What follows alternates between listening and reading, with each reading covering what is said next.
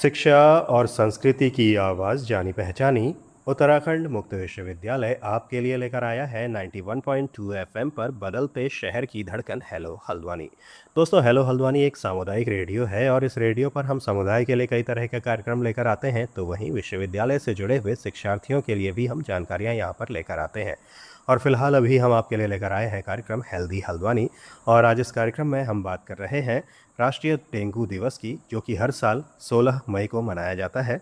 और इस विषय पर हमसे बात करने के लिए हमारे साथ आज मौजूद हैं डॉक्टर सुशीला तिवारी, राजकीय चिकित्सालय के सीनियर फिजिशियन और साथ ही राजकीय मेडिकल कॉलेज हल्द्वानी के डिपार्टमेंट ऑफ मेडिसिन के associate professor doctor Paramjeet Singh.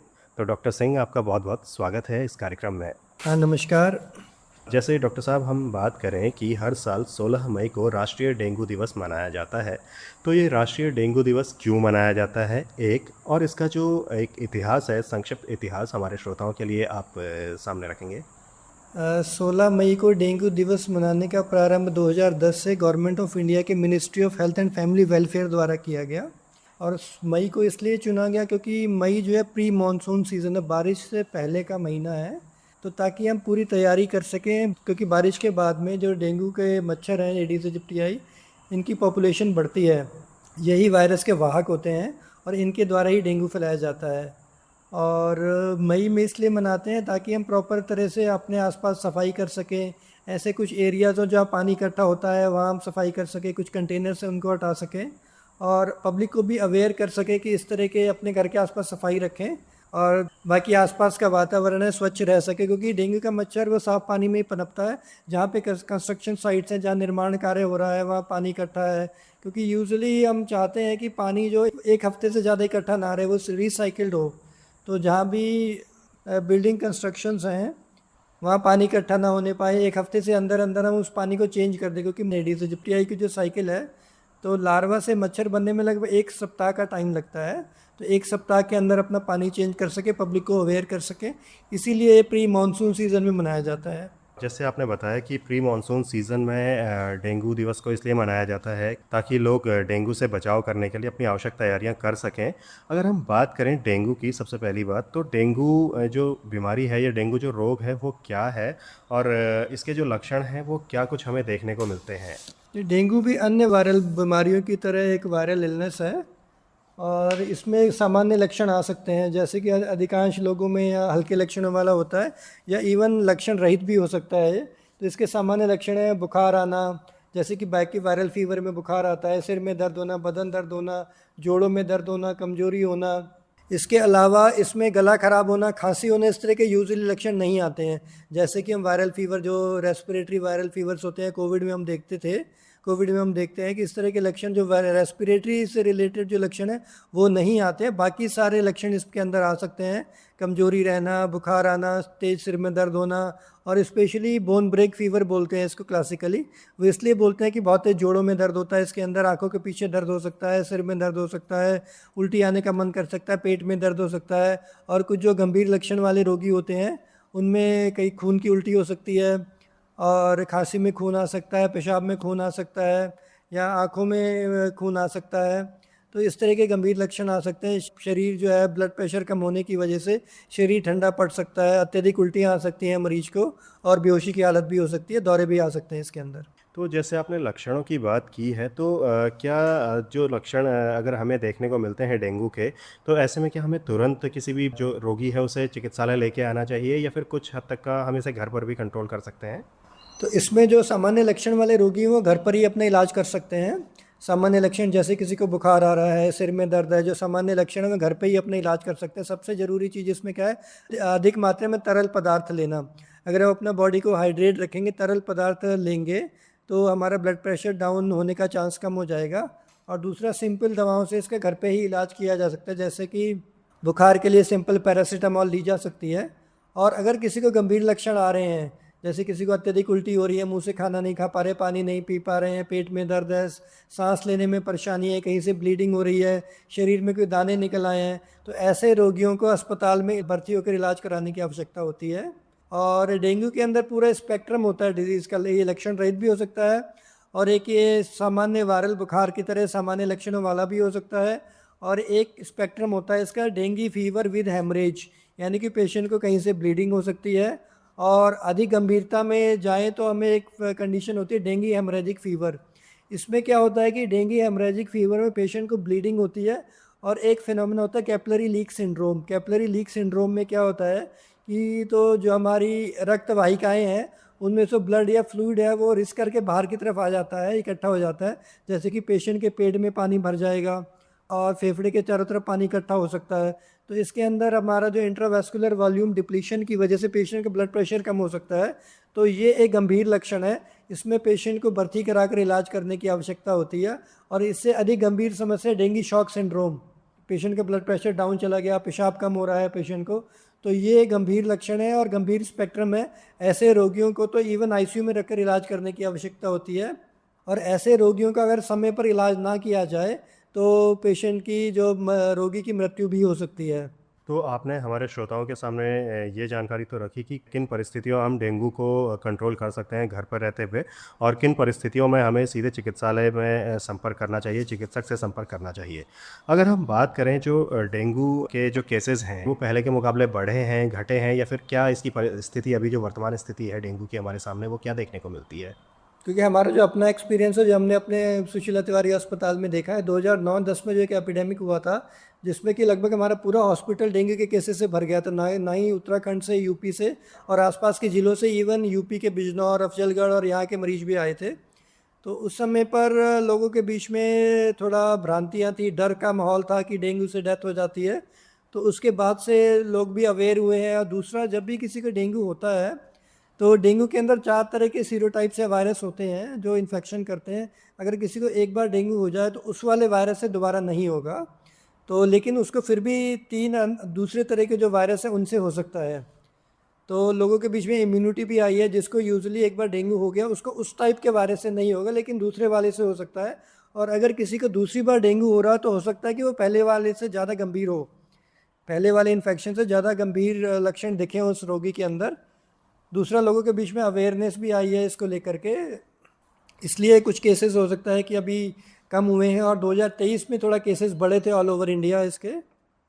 अच्छा, जैसे आपने कहा कि अगर किसी को डेंगू के एक तरीके के वायरस से कोई अगर ग्रसित हुआ है तो उसे दोबारा वो नहीं होगा, और 4 तरीके के जो इसके वायरस आपने बताए एक तरीके से, तो वो 4 तरीके के वायरस वो कौन से हो सकते हैं? वो डैन 1, डैन 2, डैन 3, डैन 4 करके इनको नाम दिया गया है। यूजली 4 तरह से हो सकता है, लेकिन यूजली जो सर्कुलेटिंग है जिनसे होता है, डैन 1 और डैन 2 टाइप के जो वायरस है इनके थ्रू यूजली नॉर्मली होता है। तो किसी को अगर डेंगू हो चुका है डैन 1 से, तो डैन 1 से दोबारा नहीं होगा, उसके अंदर रोग प्रतिरोधक क्षमता डेवलप हो जाती है, लेकिन डैन 2 से उसको हो सकता है। जैसे आपने बताया कि डेंगू का जो इलाज है वो अभी अब हमारे पास संभव है चिकित्सालयों में, तो जो इसका इलाज रहता है वो क्या रहता है? इसका जो मेन इलाज होता है कि जो रोगी मुंह से खाना पीना खा सकते हैं तो तरल पदार्थ अधिक मात्रा में लें, और अपना जो है खाना हल्का सुपाच्य भोजन लें। दूसरा, इसमें जो पेन किलर है, जैसे कि लोग एस्पिरिन लेते हैं या कोई और पेन किलर ले रहे हैं, वो प्लेटलेट्स के फंक्शन में गड़बड़ कर सकती हैं, तो ब्लीडिंग होने की टेंडेंसी उसमें बढ़ जाती है। तो सिंपल जो है इसमें पैरास्टामॉल का उपयोग किया जा सकता है बुखार आने पर या दर्द होने पर, और पेन किलर्स को अवॉइड किया जाना चाहिए, नहीं लेना चाहिए।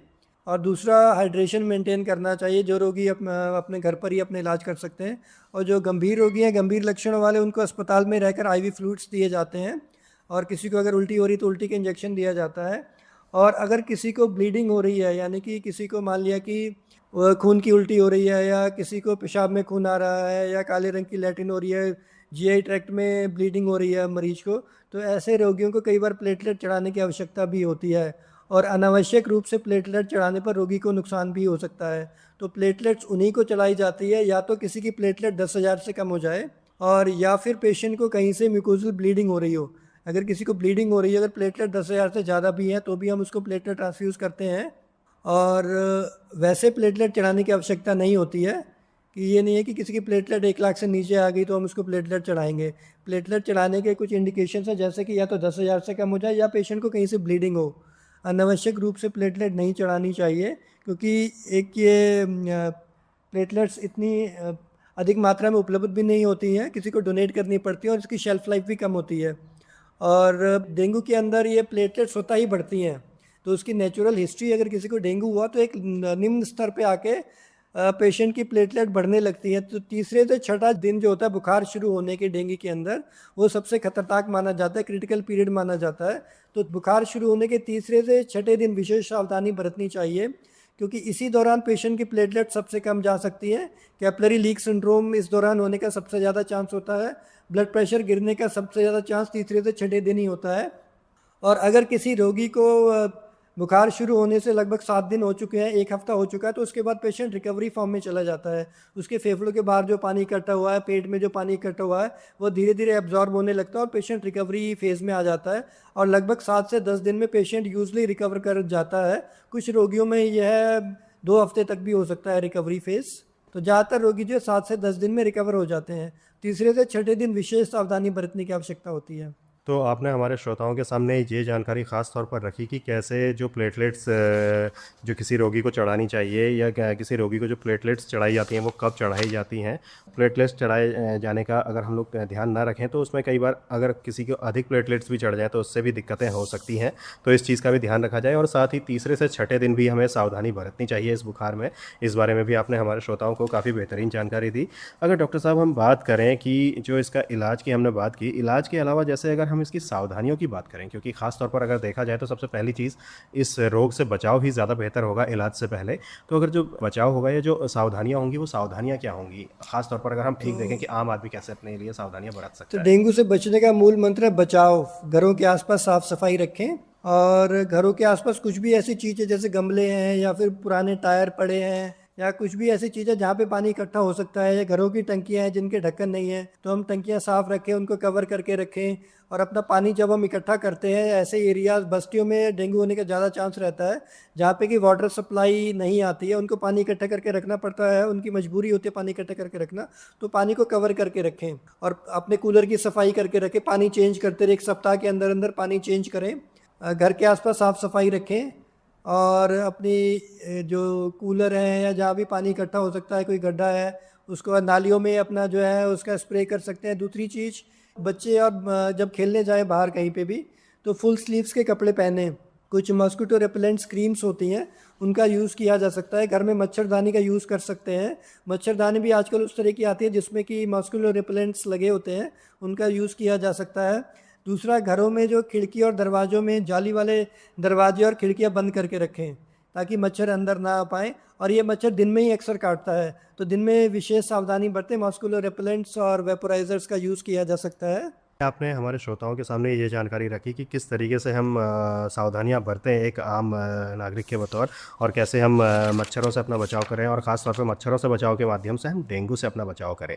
अगर डॉक्टर साहब हम बात करें कि जो अभी तैयारियां हैं चिकित्सालयों की, या फिर एक चिकित्सालय की क्या तैयारी ऐसे में होनी चाहिए डेंगू के दौरान में अगर किसी व्यक्ति को डेंगू होता है तो डेंगू के दौरान जब भी होता है तो गवर्नमेंट के द्वारा अलर्ट जारी किया जाता है, गाइडलाइंस जारी की जाती है। इस बार भी वो जारी की गई हैं, क्योंकि देहरादून के अंदर कुछ केसेस रिपोर्ट किए गए थे और 2 केसेस यहाँ हल्द्वानी में भी रिपोर्ट किए गए हैं।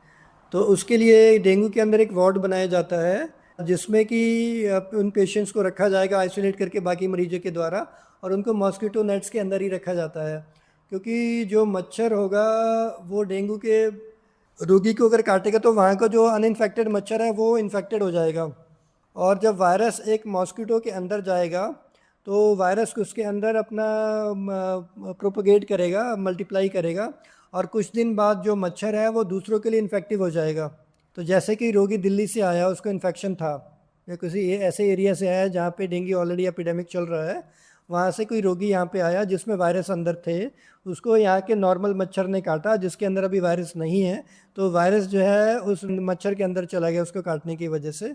अब मच्छर के अंदर वो वायरस मल्टीप्लाई करेगा, तो उसको हम एक्सट्रिंसिक इंक्यूबेशन पीरियड बोलते हैं। वो 8 से 10 दिन से लेकर 12 दिन तक हो सकता है, डिपेंडिंग ऑन दी पेशेंट के अंदर वायरस कितने थे, और टेम्परेचर पे भी डिपेंड करता है कि अनुकूल टेम्परेचर है कि नहीं है। तो उसके अंदर 8 से 10 दिन में लगभग वो मच्छर दूसरों के लिए इन्फेक्टिव हो जाएगा। वो मच्छर जब दूसरों को काटेगा, जब वो 8 से 10 दिन बाद इन्फेक्टिव हो जाएगा दूसरों के लिए, तो वो जो सामान्य लोगों को काटेगा तो उससे उनको इन्फेक्शन हो जाएगा, वायरस उनके अंदर एंटर करा देगा वो। लेकिन जिस दिन वो मच्छर काटेगा उसी दिन से बुखार आना शुरू नहीं हो जाएगा, लगभग 1 सप्ताह बाद वो पेशेंट को बुखार आने लगेगा, क्योंकि उस रोगी के अंदर भी, जिसको काटा है सेकेंड रोगी को, उसके अंदर वायरस पॉपुलेट करेगा, रेप्लिकेट करेगा, मल्टीप्लाई करेगा। तो जब वायरस पीक पे पहुंचेगा तब उसको लक्षण शुरू होंगे, तब उसको बुखार आना शुरू होगा, बाकी लक्षण उसको आएंगे। और वो जो दूसरा वाला रोगी है जिसको इन्फेक्शन हुआ है मच्छर के काटने के द्वारा, वो दूसरों के लिए या मच्छरों के लिए इन्फेक्टिव होगा बुखार शुरू होने के 2 दिन पहले, और बुखार ख़त्म होने के 2 दिन बाद तक वो दूसरों के लिए इन्फेक्टिव रह सकता है वायरस होने की वजह से। तो डॉक्टर साहब आपने हमें ये तो बताया कि किस तरीके से जो तैयारियां हैं वो एक चिकित्सालय के तौर पर की जा सकती हैं या फिर की जानी चाहिए। अगर हम बात करें जैसे हर साल डेंगू दिवस की एक थीम रहती है, तो इस साल की भी कोई एक थीम होगी और वो थीम क्या है और उस थीम के पीछे क्या वजह है या फिर क्या मैसेज उस थीम के पीछे हो सकता है? तो इस बार की जो थीम है राष्ट्रीय डेंगू दिवस 2025 के 2025 की, जल्दी कार्रवाई करें, डेंगू रोकें, स्वच्छ वातावरण और स्वस्थ जीवन। तो ये इसकी इस बार की थीम है। इसके लिए सही समय पर उचित उपचार, ये सबसे ज़रूरी है। और इसके लिए जहाँ तक एक बात करें हम वैक्सीन की, तो इसके लिए इंडिया के अंदर भी वैक्सीन डेवलपमेंट प्रोग्राम चल रहा है। 2-3 कंपनीज है जो वैक्सीन बना रही हैं, ट्रायल्स में है। और एक टकेडा कंपनी की जो वैक्सीन है क्यू डेंगा करके, वो मोस्ट लाइकली नेक्स्ट ईयर 2026 तक ये अवेलेबल हो पाएगी डेंगू के चारों सीरोटाइप्स के लिए। मोस्ट लाइकली 2026 में लॉन्च हो सकती है, जैसा कि लिटरेचर में बताया गया है। तो डॉक्टर साहब आपने काफ़ी बेहतरीन जानकारी इस रोग से लड़ने के लिए हमारे श्रोताओं के सामने रखी कि कैसे लोग डेंगू से अपना बचाव करें, और ये भी आपने हमारे श्रोताओं को बताया कि डेंगू जो दिवस है वो क्यों मनाया जाता है और ख़ास तौर पर इससे हम अपना बचाव कैसे करें डेंगू बीमारी से, ये आपने हमारे श्रोताओं के सामने जानकारी रखी। तो डॉक्टर साहब आपका बहुत बहुत धन्यवाद। और अगर इसके अलावा आपको लगता हो कि इस बातचीत में कोई और मैसेज और कोई ज़रूरी बात इस बातचीत के दौरान में छूट रही हो और वो इस कार्यक्रम के माध्यम से लोगों तक पहुँचनी चाहिए, तो एक बार फिर से आपका स्वागत है। बेसिकली यही मैसेज है कि डेंगू से घबराने की बिल्कुल भी आवश्यकता नहीं है। ये एक सामान्य बुखार की तरह होता है।